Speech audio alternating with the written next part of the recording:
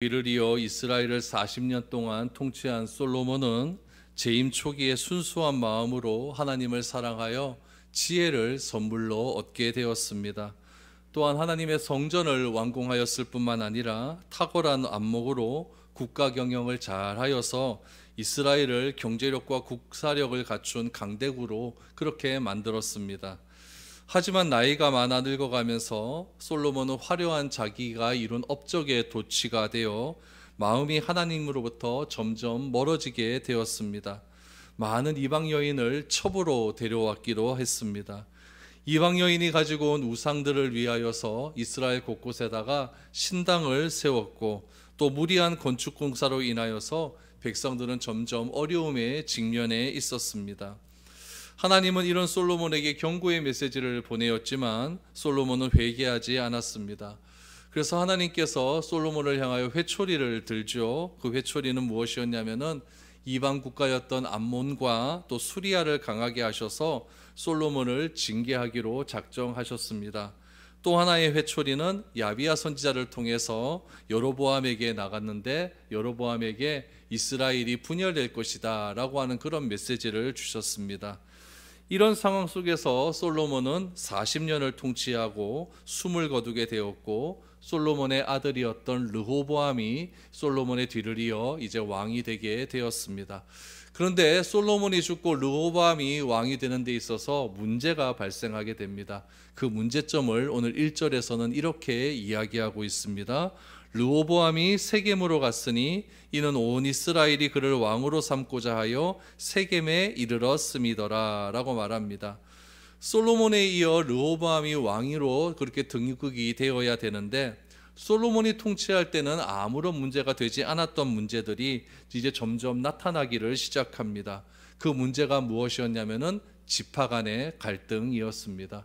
이스라엘은 12지파가 있지 않습니까? 다윗이 이스라엘, 통일 이스라엘의 왕이 되는 때에도 지파 간의 갈등 문제를 해결하는데 굉장히 어려움이 많이 있지 않았습니까?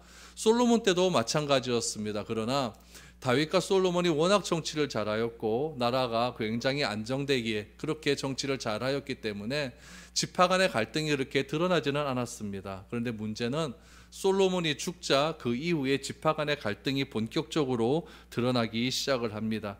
그것을 어떻게 알 수가 있냐면은 오늘 1절을 다시 보시면 르호보암이 왕위의 그런 허락을 얻고자 세겜으로 갔다라고 하는 대목에서 알 수가 있는 것입니다.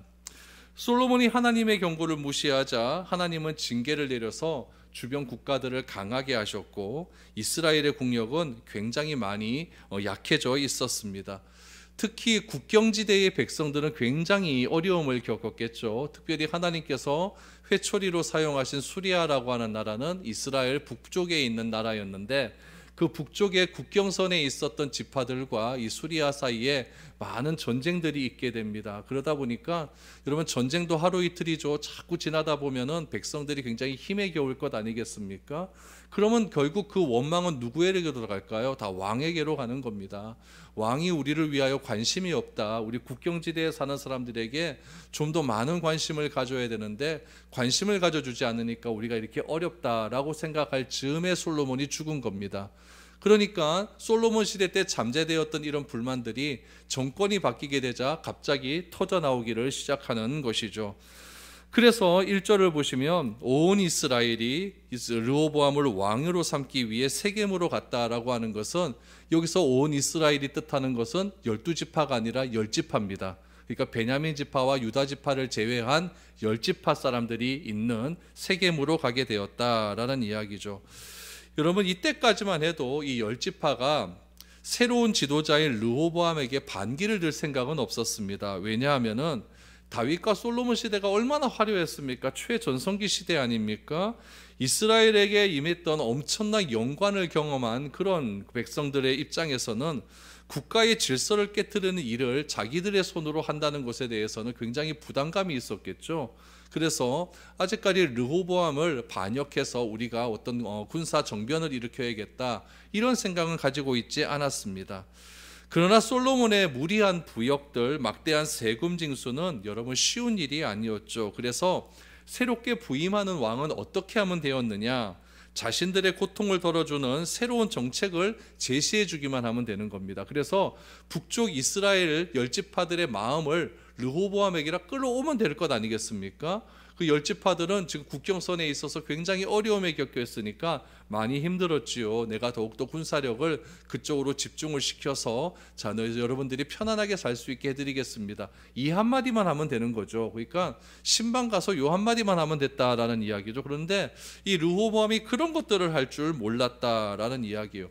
그 부분만 잘하면 백성들은 이 르호보암의 왕위에 대한 권위를 인정할 수 있었고, 르호보암은 평안하게 왕위에 오를 수 있게 되었다라는 이야기죠. 그런데 다시 한번 1절을 보십시오. 온 이스라엘이 그를 왕으로 삼고자 하여 세겜에 이르렀다라고 이야기하고, 이스라엘이 여러분 세겜에 이르렀고, 그 앞에도 보니까 르호보암이 세겜으로 갔다라는 이야기예요. 그러니까 여러분, 이건 누구에 의해서 르호보암이 움직였다는 이야기입니까? 열지파에 의해서 움직였다는 이야기예요. 열지파가 우리가 지금 세겜에 있으니까 르호보암 당시 우리에게로 와라라는 이야기죠. 왕의 입장에서 얼마나 자존심 상하는 일이겠습니까? 당신들이 와야 내가 너를 왕으로 인정해 주겠다, 이런 이야기 아니겠어요? 그렇지만은 지금 르호보암에게는 자신을 지지하는 세력들이 베냐민 지파, 유다 지파 두 지파밖에 없으니까 이 두 지파의 힘을 가지고는 도저히 전 통일 이스라엘을 다스릴 수가 없는 입장이죠. 그래서 열 지파의 왕으로서의 재가를 받기 위하여 자존심은 좀 상하지만은 어쩔 수 없이 세겜 땅으로 가게 되었다라는 것을 우리가 먼저 배경적으로 이해를 하셔야 됩니다. 북쪽 열지파는요, 생각을 하는 거죠. 르호보암의 왕권을 인정하는 문제를 두고 열지파 중에서 가장 강한 지파, 가장 리더가 되는 지파가 있지 않겠습니까? 그 리더가 되는 지파는 요셉 지파입니다. 그 요셉 지파 중에서도 또 가장 리더가 되는 지파는 어느 지파였냐면은 에브라임 지파예요. 에브라임 지파는 여러분 여호수아의 지파 아니겠습니까? 그래서 이 에브라임 지파는 항상 북쪽에서 리더격을 가지고 있었고, 이 에브라임 지파의 수도였던 세겜은 굉장히 중요한 도시였습니다. 세겜은 여러분 신약시대 때 사마리아 지역에 있는 그런 도시죠. 그래서 이 세겜은 굉장히 중요한 도시예요. 그래서 이 두 지파의 후원만으로는 나라를 다스릴 수 없게 되니까 르호보암 입장에서는 열 지파의 지지 성명을 받기 위해서 어쩔 수 없이 예루살렘에서 세겜까지 북쪽으로 올라갈 수밖에 없는 그런 상황에 이르게 되었다라는 이야기죠. 세겜을 저도 가봤는데 세겜은 어떤 곳이냐면요, 이스라엘 중북부에, 중앙에서 조금 더 북쪽에 있는 그런 곳이에요. 거기는 땅이 굉장히 좋습니다. 땅이 좋기 때문에 농사짓기가 좋고요. 그 다음에 교통의 요충지예요. 교통의 요충지라는 것은 여러분 도시가 되었다는 얘기죠. 그러면 굉장히 또 상업들이 많이 발달하는 그런 도시였다라는 것을 알 수가 있어요. 그래서 아브라함도 갈대아 우르에서 떠나서 가나안 땅으로 딱 들어와서 첫 번째로 정착한 곳이 어디였냐면 세겜이었고, 세겜 땅 마무리 상수리 나무 아래에서 하나님께 첫 번째로 제사 드린 곳이 여러분 세겜이었습니다. 야곱은 어떻습니까? 야곱은 외삼촌 라반의 집에서 도망쳐 나오지 않습니까? 도망쳐 나와서 세겜에서 땅을 구입을 해요. 땅을 구입해서 그 땅의 이름을 뭐라고 지었냐면 엘렐로헤 이스라엘, 이스라엘의 하나님이라고 하는 이름으로 그 땅을 짓게 되죠. 그래서 그 땅에다가 여러분 무덤을 만들어 놓고 그 무덤에 장사하는 그런 여러 가지 일들도 있게 됩니다.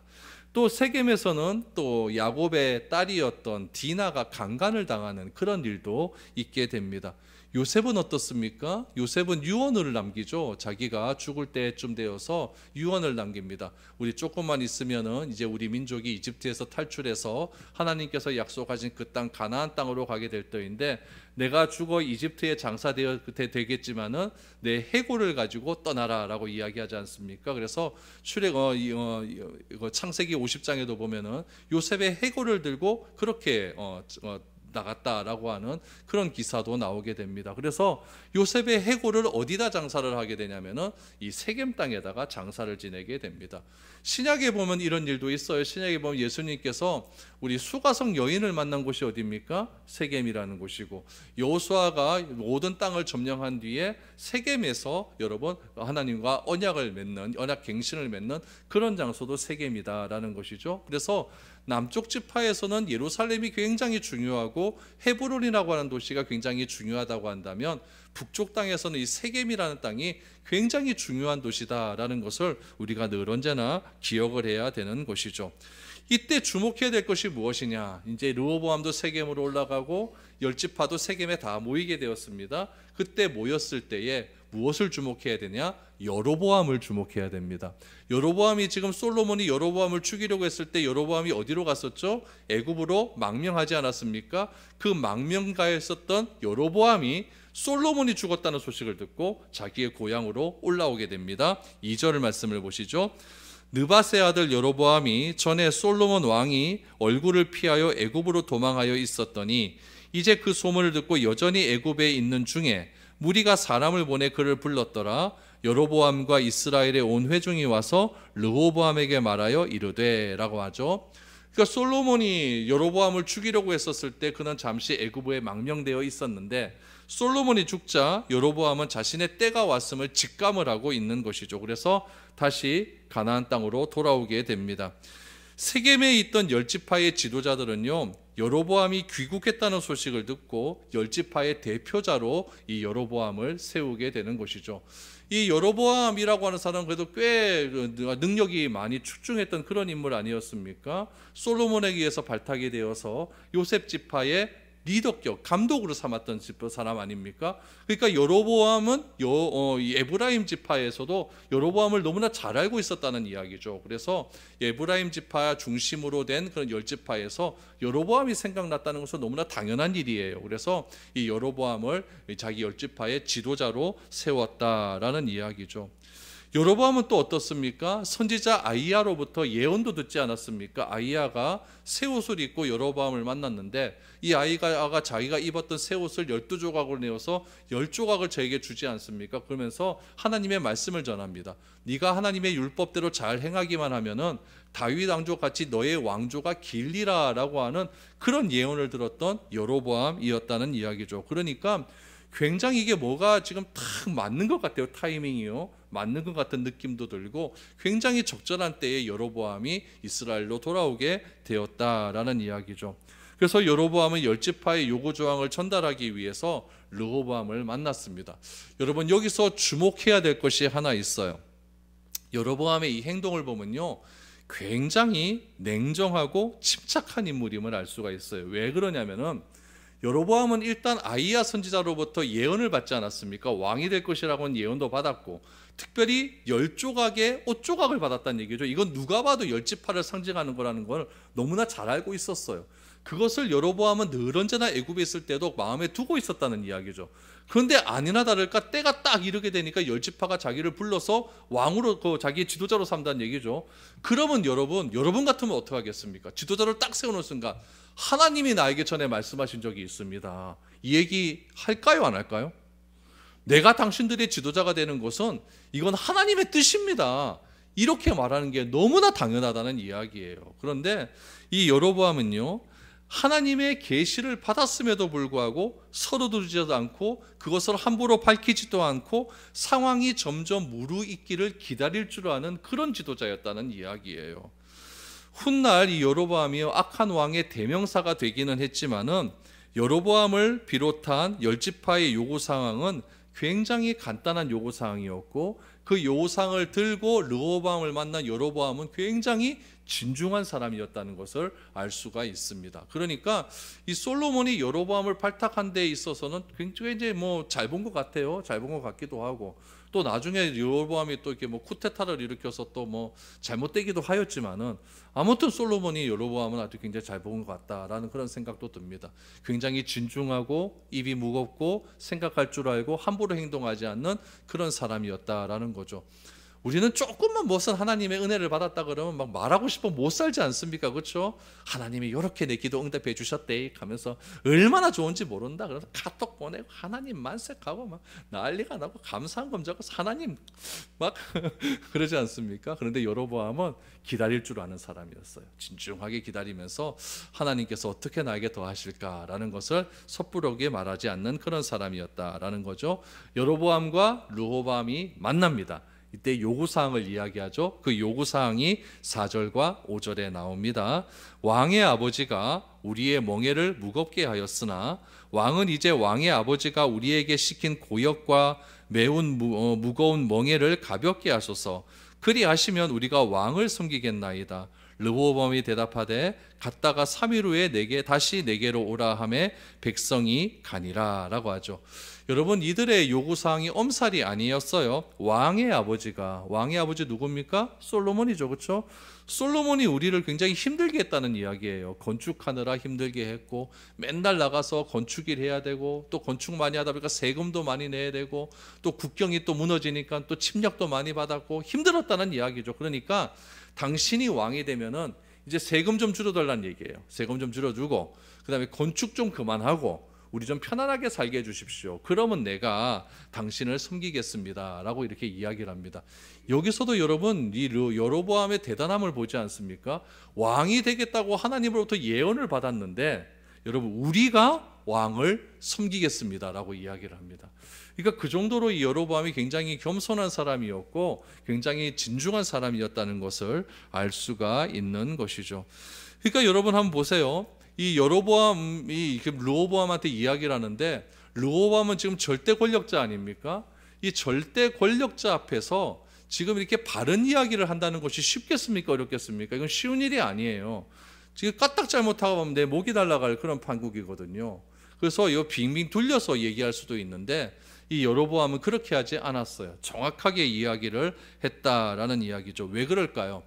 여러분, 정직하게 이야기하지 않으면요, 나중에 그것이 폭발해 버리면은 나중에 그 결과를 감당하기가 너무 어렵기 때문에 그렇습니다. 그래서 어떤 문제가 딱 이렇게 올라오게 될 때 그 문제를 애초부터 정직하게 이야기해서 그 문제가 싹이 나고 열매가 맺지 않게 하는 것이 중요한 것 아니겠습니까? 왜 그럼 그 문제가 자꾸 싹이 나고 열매가 내겠습니까? 자꾸 다른 것으로 덮으려고 하기 때문에 그런 것 아니겠어요? 그러니까 이 여로보암을 르호보암한테 정직하게 얘기하는 거죠.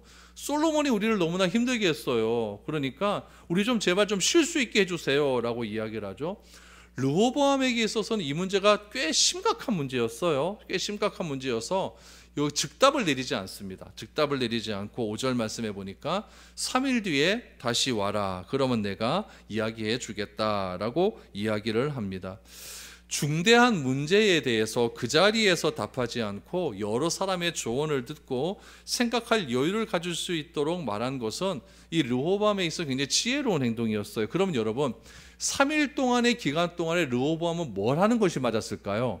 하나님께 물어봐야 되죠. 그렇죠? 하나님, 이런 제안을 받았는데 내가 어떻게 하는 것이 맞겠습니까? 라고 물어보면은 하나님께서 다 가르쳐 주시거든요. 그래서 그 말대로 순종하기만 하면 아무런 문제가 없었을 것입니다. 그런데 오늘 본문 말씀에 보면은 르호보암이 하나님께 기도했다는 말은 나오지 않아요. 그 대신에 두 부류의 사람에게 물어보았다라고 하는 말이 나옵니다.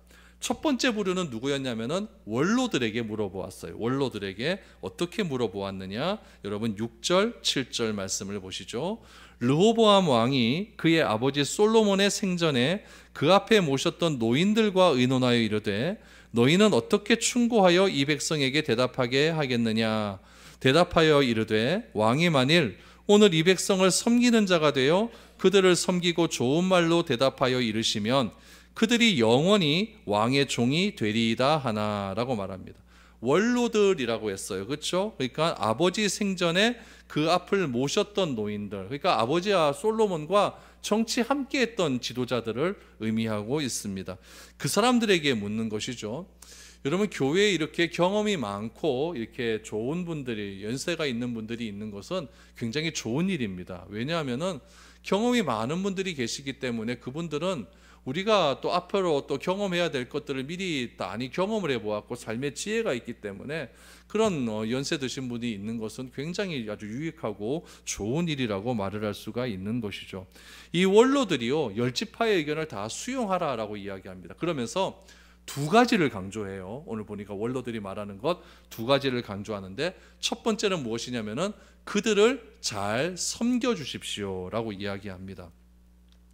예수님께서도 마가복음 10장 45절에서 자신이 온 목적을 이렇게 이야기합니다.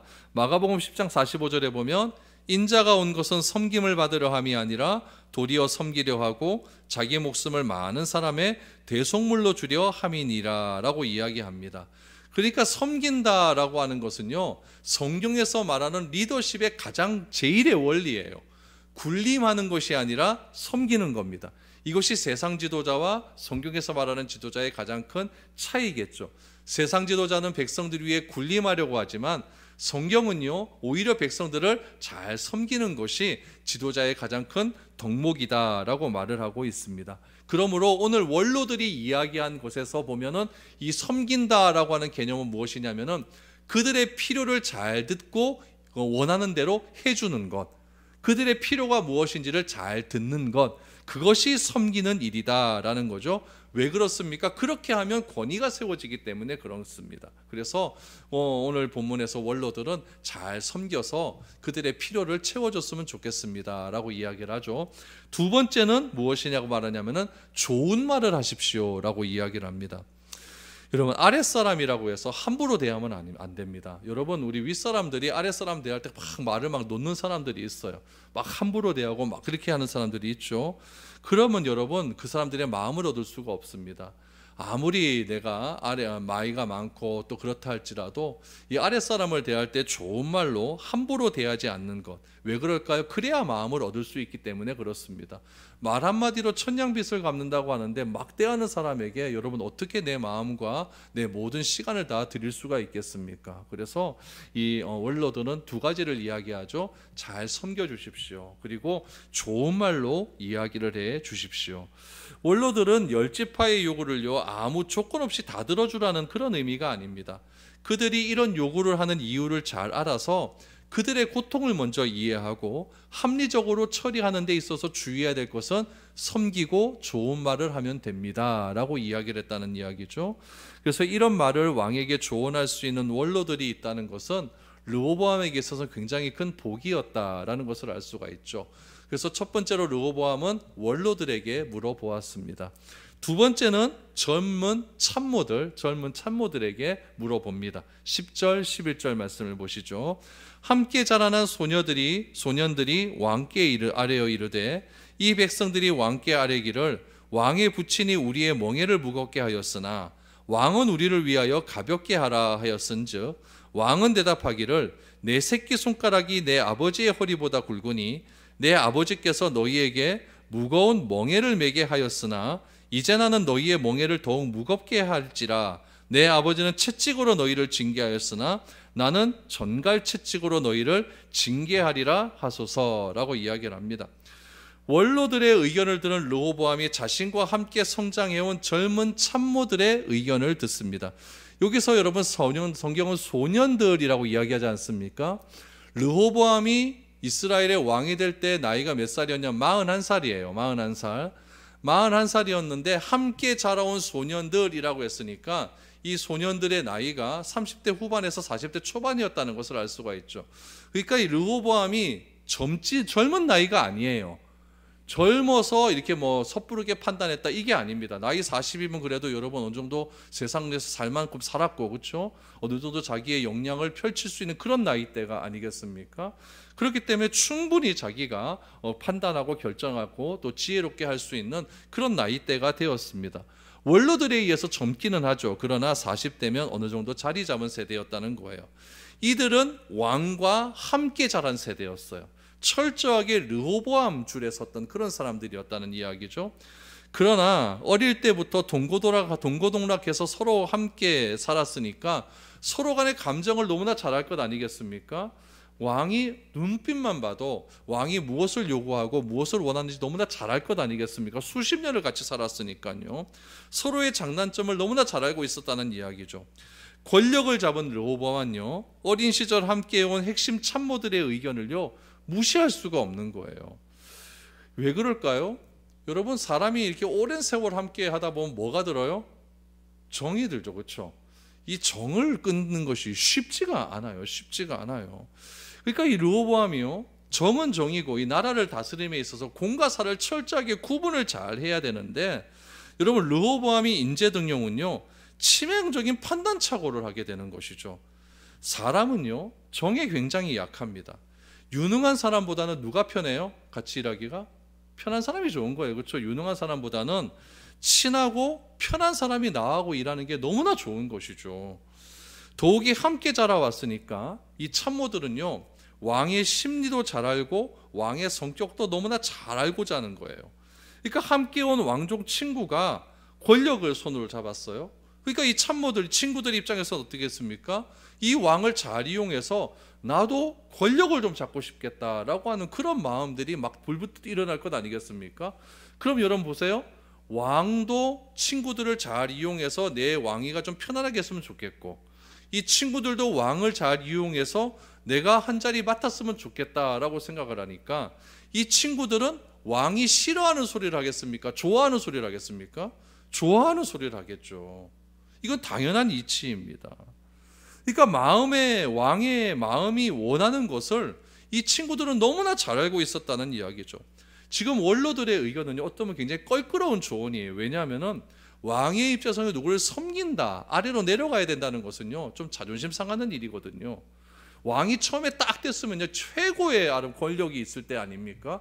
그때 내가 개혁도 하고 할 거 막 해야 뭐가 좀 나라가 이루어질 것 같은 그런 느낌이 든 건 아니겠어요? 그런데 시작하자마자 내가 그 백성들의 말에 다 순종을 해서 질질 끌려가는 그런 입장이 되면은 왕으로서의 권력이 굉장히 약해진다라고 하는 그런 생각이 들 것 아니겠습니까? 특별히 여러분요, 이 젊은 참모들은요, 이 왕의 허영심과 교만을 너무나 잘 알고 있어요. 막 부추기기 시작하는 거죠. 그래서 두 가지를 이야기해요. 첫 번째는 뭘 이야기하느냐? 나의 새끼손가락이, 내 새끼손가락이 내 부친의 허리보다 굵다라고 이야기합니다. 여러분, 새끼손가락이 어떻게 허리보다 굵겠습니까? 그런데 이 참모들은 뭐라고 이야기하냐면 왕의 요 새끼손가락이 부친의 허리보다 더 굵습니다라고 하는 것은 왕이 훨씬 왕 마음대로 하십시오라고 이야기하는 거예요. 그러니까 르호보암의 아버지 솔로몬보다 훨씬 강하다는 이야기죠. 여러분, 왜 지금 젊은 참모들이 이 르호보암에게 이런 얘기를 하냐면요, 이유가 있어요. 르호보암은요, 할아버지도 너무너무 잘난 사람이에요. 아버지도 너무너무 잘난 사람이에요. 솔로몬도 그렇지 않습니까? 아버지가 너무 잘나버리니까 솔로몬도 다윗의 뒤를 이어서 왕이 되는 게 너무나 이게 부담이 되는 거죠. 그래서 하나님께서 뭘 줄 거라고 했었을 때 솔로몬이 뭐라고 이야기합니까? 나에게 들을 수 있는 귀를 주셔서 이 백성들을 잘 판단할 수 있도록 하나님 주십시오라고 말하지 않습니까? 그러니까 솔로몬도 부담이 너무나 됐던 거예요. 솔로몬의 부담은 다윗이었어요, 아버지. 그런데 이 르호보암은 할아버지도 부담이에요. 또한 아버지도 부담이에요. 다윗은 하나님께 인정받았다는 거 이 르호보암이 너무너무 잘 알아요. 솔로몬 시대 때는 국방력이 너무나 강했고 경제력도 너무나 강해서 많은 사신들이 아버지 보기 위해서 줄을 섰다는 것, 막 금은보화 갖고 와서 줄을 섰다는 것 르호보암이 보면서 자랐거든요.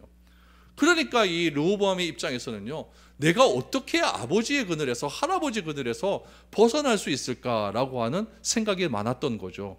그러니까 늘 언제나 르호보암에 있어서는 비교의식이 강한 거예요. 비교의식이. 아버지를 뛰어넘고 할아버지를 뛰어넘고 싶은데 자기에는 그런 역량이 되지 않는 거죠. 이런 르호보암의 마음을 누가 알아요? 친구들이 아는 거예요. 그래서 친구들이 뭐라고 이야기합니까? 당신의 새끼손가락이 아버지의 허리보다 낫습니다 라고 이야기를 하는 거죠. 그러니까 여러분, 우리가 항상 조심해야 될 것은 무엇이냐면은 누군가를 나와 비교해서 나를 지켜 세워줄 때 조심해야 된다는 이야기예요. 내가 이 사람보다는 낫지라고 하는 그런 마음이 드는 순간 나는 점점 나락으로 빠질 수밖에 없다라는 것을 우리는 꼭 기억해야 된다는 이야기예요. 그래서 이 친구들은 르호보암이 가지고 있는 컴플렉스를 잘 알고 있었던 이야기죠. 비교의식, 아버지를 넘을 수 없고 할아버지를 넘을 수 없다는 것. 그러니까 당신의 새끼손가락이 아버지의 허리보다 낫습니다라고 이야기를 하는 거예요. 그러면서 뭐라고 이야기를 하느냐? 부친은, 솔로몬은 채찍으로 징계를 했다고 한다면 당신은 전갈 채찍으로 징계를 하십시오. 여러분, 이스라엘이라는 나라는 광야가 많은 나라 아닙니까? 그러니까 전갈들이 굉장히 많아요. 전갈의 독은요, 한번 물렸다 그러면 막 꼼짝 못하는 것 아니겠습니까? 채찍을 때려도 아픈데 전갈 채찍이면 사람을 잡으라는 얘기예요. 잡으라는 이야기예요. 그래서 피까지 빨아먹는 전갈같이 잔혹한 통치를 하셔서 이 백성을 초장에 잡아버리십시오. 그러면 당신의 나라가 강대해져서 아버지와 할아버지를 뛰어넘는 놀라운 왕이 될 것입니다 라고 젊은 장로들이 이야기를 하고 있는 것이죠. 여러분, 이런 이야기를 르호보암이 듣게 됩니다. 예수님을 한번 볼까요? 예수님은 기적을 행할 때마다 수많은 사람들이 환호성을 질렀어요. 환호성을 지를 때마다 제자들은요, 어깨가 막 으쓱으쓱 막 올라가기를 시작합니다. 야, 이만하면 됐다. 역시 우리가 선택 하나는 잘한 거야. 예수님을 믿기만 하면 우리도 한 자리 차릴 수 있어. 이런 생각이 막 드는 그런 상황 아닙니까? 이런 제자들의 마음을 아시고 기적을 행할 때 사람들이 환호성이 막 몰려오기 시작할 때마다 예수님 제자를 다 흩어버리십니다. 흩어버리셔서 빨리 딴 데 가. 그 예수님은 산으로 가서 기도하시기를 시작하시죠. 왜 그럴까요? 예수님은 사람을 믿질 않았어요. 왜 그러냐면 사람이라고 하는 존재는 환호성을 질렀다가 자기에게 불리해지면 금방 배신한다는 것을 예수님은 너무너무 잘 알고 계셨기 때문에 그래요. 그래서 예수님께서는 사람을 믿진 않으셨지만은 사람을 사랑하시고 사람을 용서하셨습니다. 늘 언제나 배신하는 우리를 사랑하시고 용서하셨기에 우리의 구원자가 되어주시는 것 아니겠습니까? 여러분, 우리도 배신당할 때 누가 배신합니까? 내 곁에 가장 가까이 있었던 사람이 배신하는 것 아니겠습니까? 아무도 모르는 사람이 배신하면 그거 나하고 뭔 상관이겠어요? 내가 믿었던 사람이 배신할 때 내가 그만큼 아프고 힘이 들고 많은 시간이 지나도 그것이 헤어나오기 힘든 그런 상처가 되는 것 아니겠습니까? 그래서 다윗의 뒤를 이은 솔로몬은요, 부담감 속에서 솔로몬도 왕이 되었고, 다윗과 솔로몬의 뒤를 이은 르호보암 또한 부담감 속에서 왕이 되었다라는 것이죠. 그렇다면은 솔로몬은 부담감 속에서 왕이 되었지만 하나님께 기도함을 통해 지혜를 얻었다고 한다면 르호보암도 아버지 솔로몬의 이런 것들을 배웠어야 된다는 이야기죠.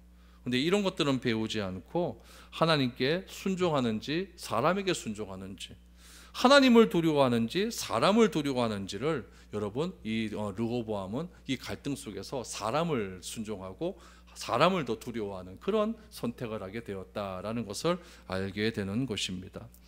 여러분, 르호보암은요, 사람에 대한 두려움이 있었어요. 사람에 대한 두려움이 있었기 때문에 남을 더 두렵게 하려고 하는 것이죠. 여러분, 두려워하는 사람이, 누군가 두려운 사람이 있으면요, 내가 그 사람에게 향한 두려움을 없애기 위해서 더 두려운 존재가 되려고 합니다. 안 그렇겠어요? 그렇죠? 그러니까 이 르호보암은 사람들이 두려운 거죠.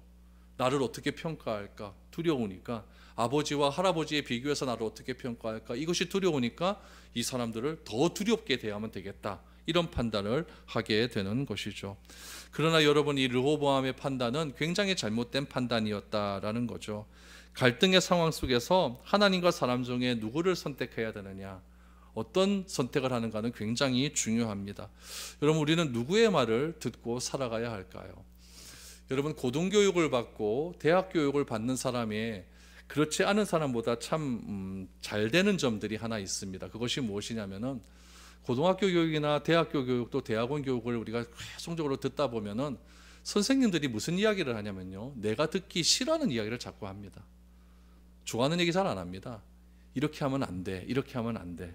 그러니까 자꾸 듣기 싫어하는 이야기를 자꾸 하다 보면은 이런 교육을 자꾸 받은 사람은 세상 속에서 내가 어떻게 살아가야 할지에 대한 분명한 기준을 알게 돼요. 그래서 교육이라는 것은 그런 의미에서 굉장히 중요한 것이죠.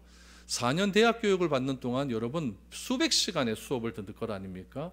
그 수백 시간의 수업을 듣는 사람과 듣지 않는 사람의 차이는요, 분명하게 드러난다는 이야기예요. 어디서요? 결정적인 순간에서 드러날 수밖에 없는 거예요.